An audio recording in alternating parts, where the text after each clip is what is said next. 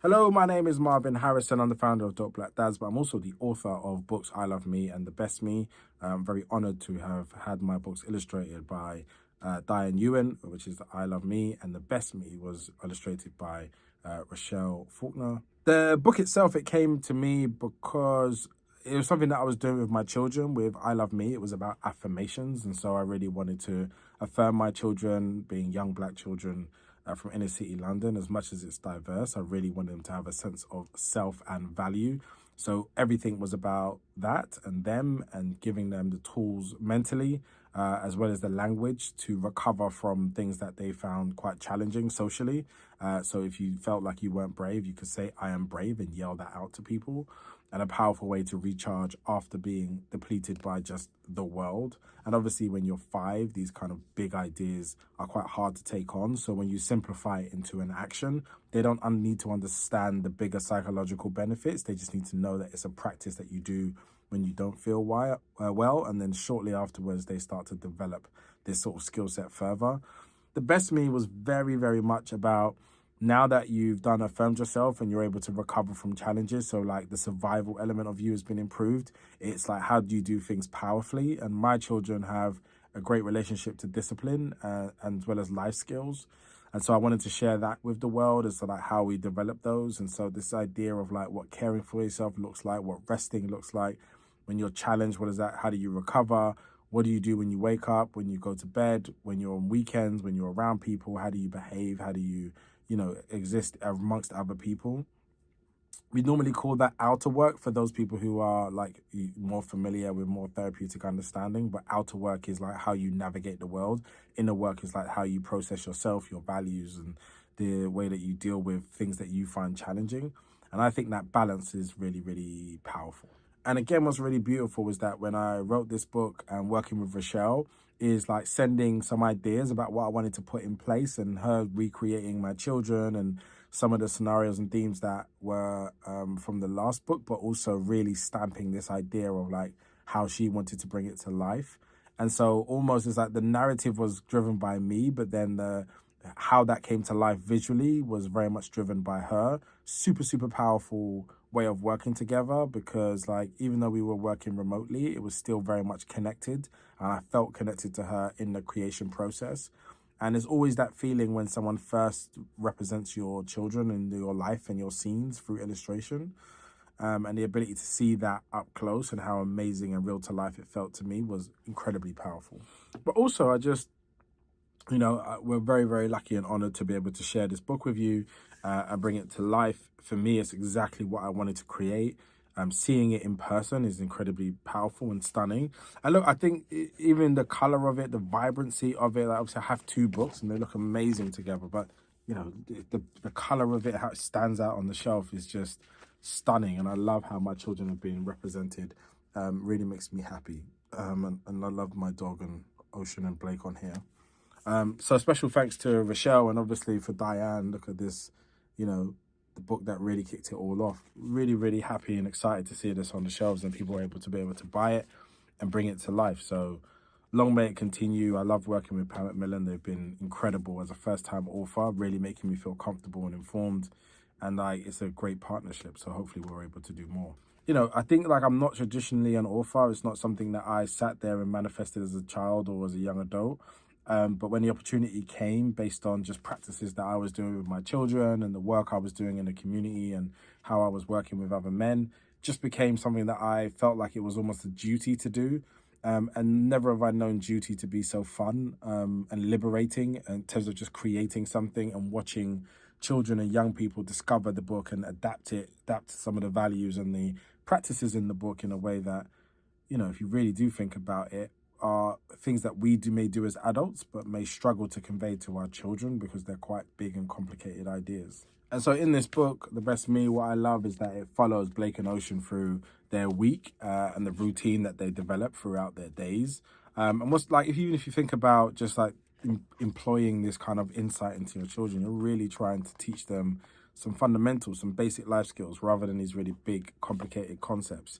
And, things like it's just like starting on the day and kind of setting this agenda in the day with your children. That's pretty much how we start our day every day. Like breakfast is a great space for us to kind of create that unity and plan for the day. So I explain what the day's looking like, where the options are, where they can get some variances, where they can contribute, where I need them just to support me and just do it. And if you do that really early on, you get a better response than if you just try to constantly do that in the moment, because they never understand why things are happening. And like, you know, these massive assertions like I can keep clean and I will keep clean as a person. And then the different ways that you can introduce cleanliness into your children's lives. And I think things like that sometimes people have real trouble with, like getting the children to go to bed on time, or they have real trouble with getting them to like brush their teeth or to go in a shower, and they resist and reject really deeply.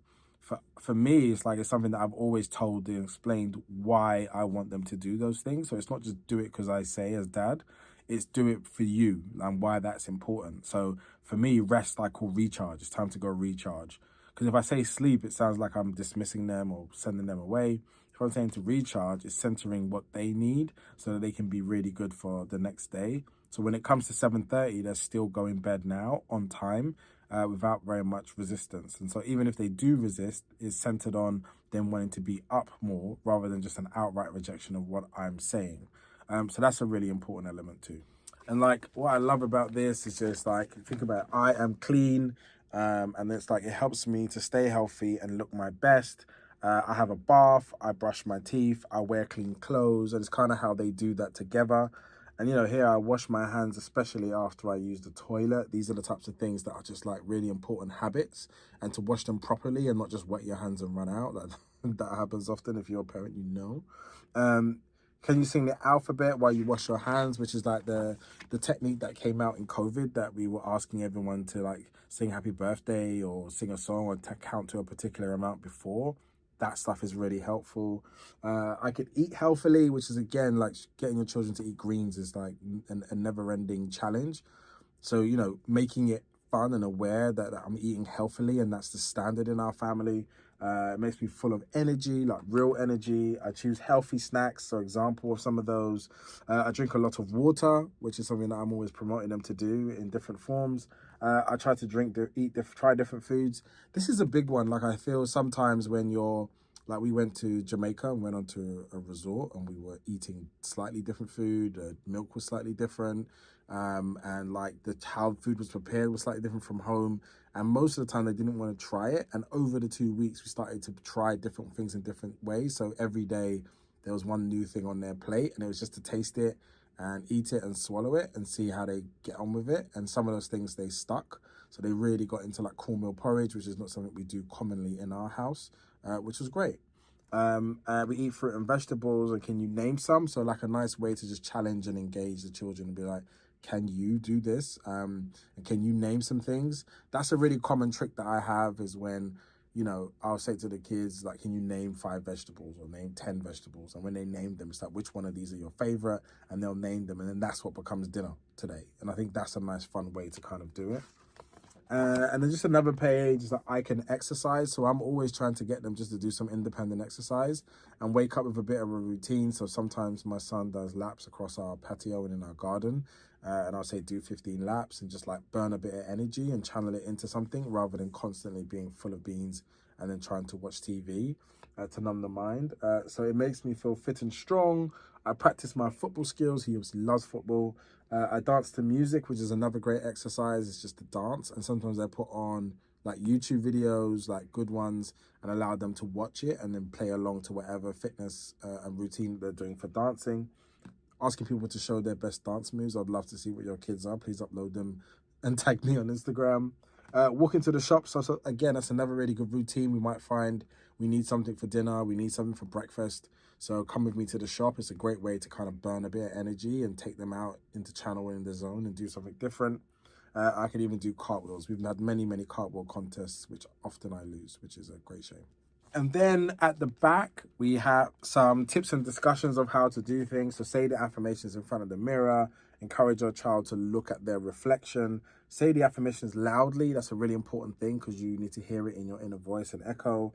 Make it fun. So we always make it big and play when we're doing it. It's never a serious exercise like you must do. It's always just, you know, however you want to do it, loud, fun, big. Let your child choose their own affirmations. So they may have ones that they really like well, I think my son invented I am a dinosaur, which had its own meaning to him, which I thought was really powerful. And then end it with a hug. And I always hug them, affirm them, kiss them, tell them that, you know, I love them and it's great that we do this together, so they can feel it as a positive, complete exercise. So this page is really useful, and there's lots of it about reading together, what you can talk to your children about. So it's like a book for parents and for children. It's not just a children's book where you read it to them and then it ends. It's kind of, parents, this is how you sustain this type of workshop element into your children's lives, and that's a really powerful way to do things. Thank you so much for listening, and really appreciate you listening into this and buying the book and being interested in this particular subject. I really stand by this work, and it means a lot to me to see children developing it into their lives and what happens for them afterwards. So keep, you know, trying them out, play around with it and do it in a way that suits you, but definitely pass on this information to anybody else that you know who's listening, and you'll start to see the effects in your own home.